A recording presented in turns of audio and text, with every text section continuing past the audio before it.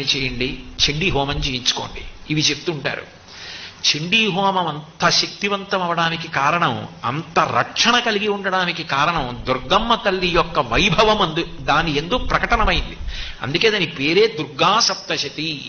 దుర్గా పేరు కాదు, దుర్గా అంటే ఏ శక్తుల యొక్క కూడిక కలిగితే దుర్గ అయిందో చెప్తుంది. దుర్గా అన్న మాటలో దకారము, ఉకారము, రకారము, గకారము, అకారము కలిస్తే దుర్గ. ద అంటే దైత్యనాశనం. అట్లాగే ఉకారము విఘ్నమును పోగొడుతుంది. విఘ్నం అంటే కార్యహంతి, ఇంకా పని జరగకుండా పోతుంది. అట్లా జరగకుండా పోయేటట్టు చెయ్యగలిగిన, విఘ్నమును తొలగించగలిగినటువంటిది ఆ దుర్గాలో ఉకారము.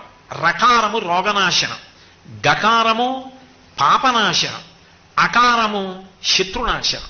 శత్రునాశనం అంటే నేనెవరి మీదో శత్రుత్వం పెట్టుకుని వాళ్ళు నశించిపోవాలని కోరకూడదు.